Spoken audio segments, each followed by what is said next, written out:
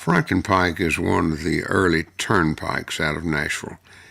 Even before Franklin Pike was built, Andrew Jackson built a road from Nashville to Natchez because he had had his troops in Natchez and knew the route intimately, and he told the federal government after the War of 1812 that if they would provide the money, he would promise them that he could build a road from Nashville toward New Orleans that would cut 200 miles off the Natchez Trace.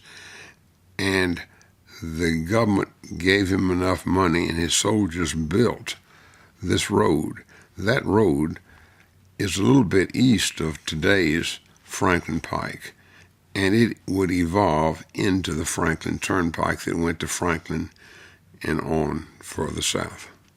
Elmwood was an Italianate home finished in 1867 on the east side of Franklin Pike, where Thompson Lane is today. It would be on the north side of Thompson Lane, and in 1867, when it was completed by a Nashville druggist named W.W. Berry, who had a wholesale drug company on the public square, it was estimated to have cost between $100,000 and $150,000. He had actually started the house in 1860, but he was using workmen who came from Baltimore, I believe, and when the war started, they left, so the house was left unfinished. And during the war, Union soldiers camped there and are said to have torn down every single tree on the farm to use as firewood. The Battle of Nashville took place there.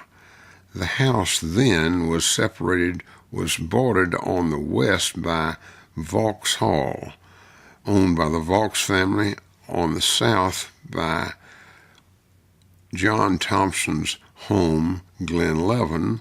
On the east, it was bound by the Woods home, Woodstock, and on the north by Governor Aaron Brown's widow, who lived in a house called Melrose.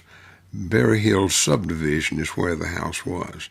The house remained in the Berry family for 4 generations before burning in 1928, and for a number of years after that they left the walls standing before they were finally demolished. On high ground 115 or 120 yards east of Franklin Pike, in today's Waverly Belmont section, there was once a home called Waverly, the home of A.W. Putnam, a famous writer and historian. He was one of the foremost authorities on James Robinson, the founder of Nashville. Putnam, who had lived on a farm further out Franklin Pike, moved to a house on this site in 1839 because it was closer to the First Presbyterian Church downtown, where he was an elder. His home was named for the Waverly novels by Sir Walter Scott that were extremely popular in that period of time. Other prominent Nashvillians lived there. He lived there for 20 years, and he wanted to subdivide the property, but there was no streetcar going that far out of town, so the subdivision didn't work. But in time, his efforts paid off when W.T. Berry, J.W. Paramore, a man named Duncan, and other area residents incorporated the church and Spruce Street Railroad Company in 1860 to provide streetcar service to that southern part of the city. At that time, Waverly Place became a residential subdivision. Waverly Place is just south of cut-off road to the state fairgrounds, named for a famous horse, Wedgwood. Wedgwood's named for a horse that stood at the Hermitage Stud on the Franklin Pike. But that's called Waverly Belmont, and it's named for this house. Perfect. Glenlevin is the name of a magnificent home on the Franklin Pike, about 4 miles south of Nashville on the east side. It is so protected by a tree line that you can hardly see the house from the road. It was built in about 1858 by a man named John Thompson, who, with his third wife, had been living in a log house next door that faced east. It faced east because in the 1830s, when he built the log house, Franklin Pike was several hundred yards to the east of where it is today. And he, in 1856, built a two-story brick house for his third wife because she had brought him two boys, and by his first several marriages he had no male heirs, and he was so pleased with this, he built this house. And the night they moved in, it burned, and he told her he would rebuild it. So in the next year, in about 1857, 1858, he built the present-day Glenlevin. During the Civil War, the Berrys, who lived immediately to the south, we've run out of their house, which was incomplete, and they stayed for a while in the basement at Glenlevin. At the end of the war, Confederate General Stephen D. Lee had his headquarters there prior to the Battle of Nashville. The battle line was along Thompson Lane, some several hundred yards further north. When the Confederates retreated 2 miles to Peach Orchard Hill, they trampled Mrs. Thompson's garden. This Thompson died about 1876, and the house was inherited by his son, John, who had married McDonald Overton, the daughter of Colonel John Overton. And in the 1880s, from the garden behind Glenlevin, John Thompson supplied vegetables for Colonel Overton's hotel, the Maxwell House. And today, Glenlevin provides vegetables for Nashville's finest hotel of today, the Hermitage Hotel. After 7 generations of the Thompson family lived in Glenlevin, Susan West, who was unmarried and the last owner, died. But before she died, she made a provision that her land, 65 acres, was left of what had once been 950-acre plantation. She left it to the Land Trust for Tennessee. And between 2011 and 2013, I raised the money to restore that house for the Land Trust for Tennessee because my family had known that family for 7 generations, and because I thought it was the most important house in Nashville that had not been restored. John Thompson died about 1876. He left his house to his property, 900 and some odd acres, to his 2 sons, John and Joe Thompson. John lived at Glenlevin, and Joe built a home for himself a little bit north. He had a son named Joe Thompson, Jr., who was a pilot during World War II and reconnoitered the German defenses at Normandy before the invasion, even though he was 6'4", and was able to sneak into the Army Air Force. But Joe was born at Glenlevin and went to grammar school further out the Pike, and he would either ride his pony to the grammar school, which was called Robertson Academy, or if it was rainy or snowy, he would ride on the Franklin and Nashville Interurban, and if there's nobody else on the Interurban, the conductor would let him drive the Interurban. Married Thompson, they lived on Curtiswood. Okay. And they, and my contemporary, Peggy Smith Warner, grew up there. But her grandfather, Overton Thompson, lived at Glenlevin.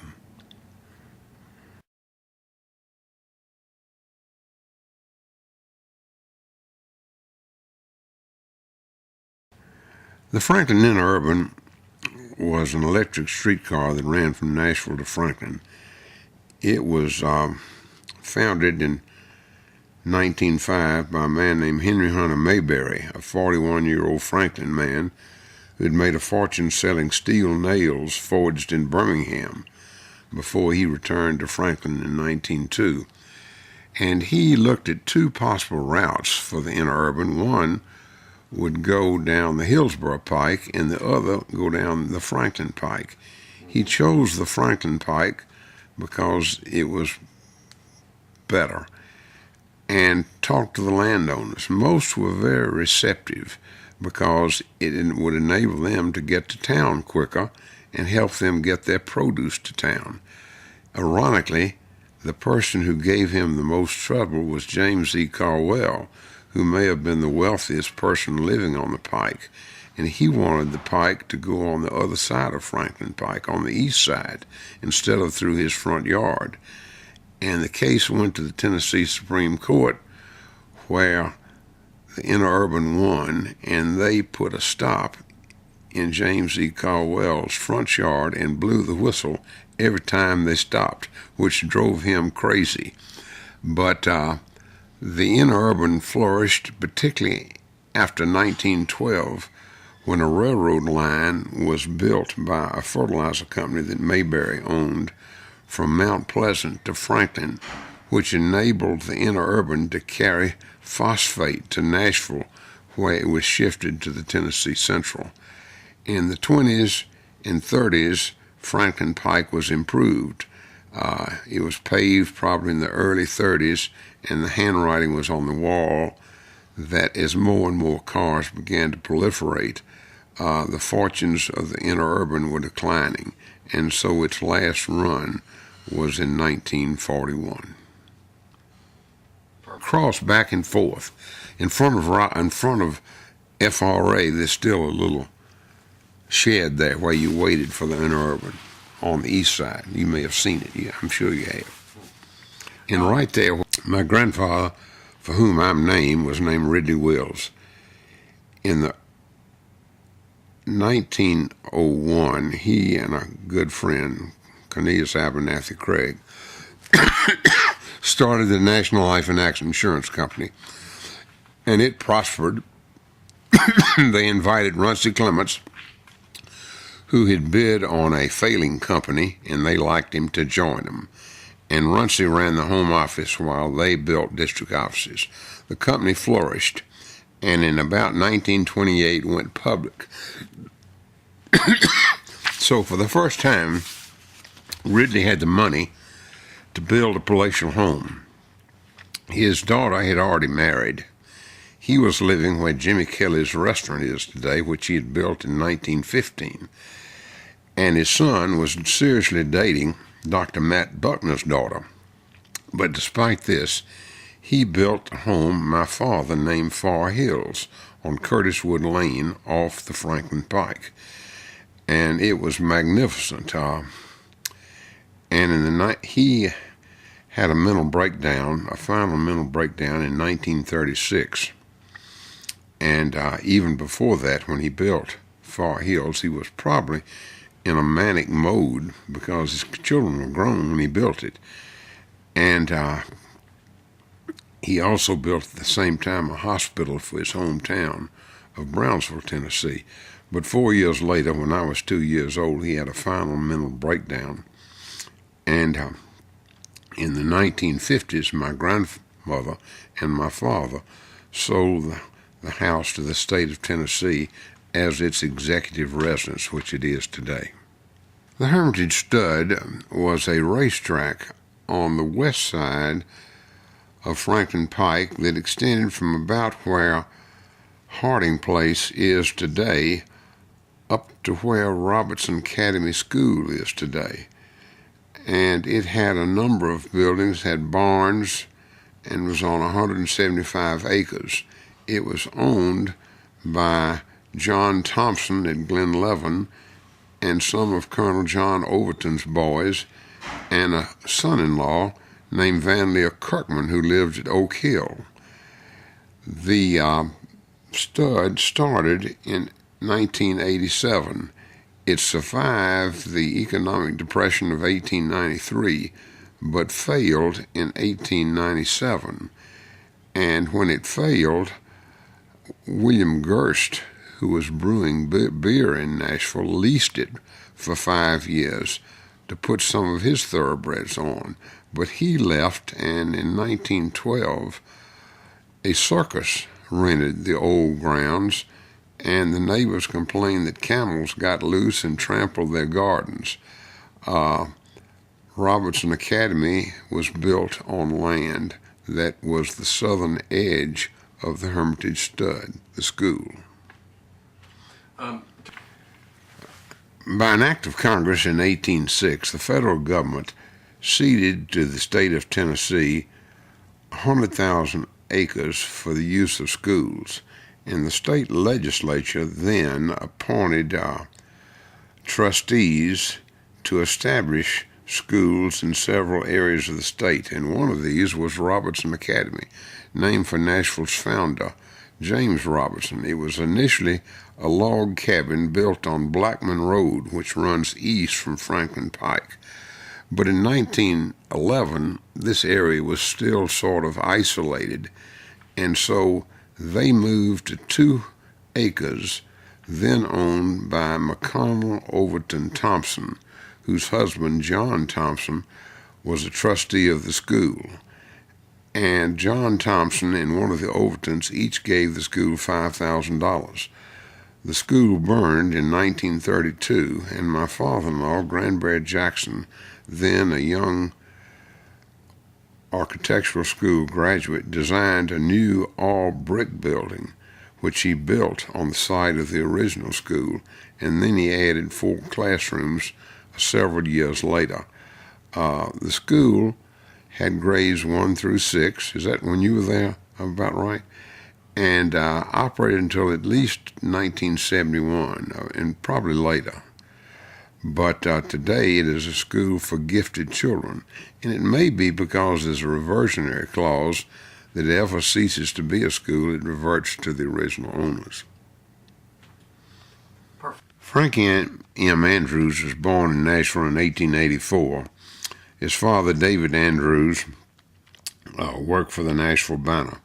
They moved from place to place, but when the time came for Frank to become a teenager, the family moved to Waverly Place in Waverly, Belmont, and that was near Glendale Park. This little boy would go to Glendale Park, where he saw balloon ascensions, and he was fascinated, and so he and his brother made paper balloons, which they sold at Glendale Park. They also built a balloon and had a seat under it and put a cat in it and lofted it. And I don't know what happened to the cat, but they also used to jump off the second floor of the house with umbrellas. Frank Andrews went on to NBA, where he was the quarterback in 1900, a team that won the first city championship. He was small but smart, and he could outsmart his opponents. He went from there to West Point, where he was 42nd in his class, and excelled first in the cavalry, and then in 1917 he was moved to the Air Force. When the Air Force consolidated its 3 tactical units, Chief MacArthur promoted Andrews to brigadier general. Andrews was banished before World War I to a remote place in Texas because he was advocating the use of heavy bombers if we should have a war with Germany. And the pacifist who was Secretary of War favored smaller bombers. But later, George Marshall realized how tough Andrews was. In the 30s, he had broken 3 speed records for flying that had been set by who? By Charles Lindbergh. Anyway, he was given command of all American forces in Panama, and then given command of all American forces in the Mid-East. In 1943, Andrews was promoted and given responsibility for all American forces in Europe and North Africa.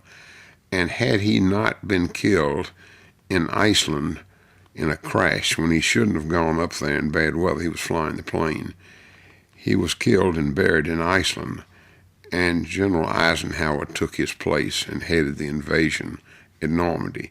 Probably Andrews would have headed that invasion had he not been killed. It was not publicized, because the Allies didn't want the Germans to know that he had died. But he was a good friend of George Patton. He played poker with him. And had Andrews headed the invasion, Patton would have given much more freedom and might have reached Berlin much sooner than he did, because Eisenhower gave the English general a lot of authority at that time and took it away from Patton. Montgomery? Additionally, Andrews Air Force Base is named for Frank Andrews of Nashville. And where was Frank's home again? Frank's home was in Waverly, Belmont. And when they dedicated the football field at NBA, Frank's nephew, Nelson Andrews, wasn't there because his aunt insisted that he go to West Point like his uncle had. And Nelson was in West Point playing football for Red Blake.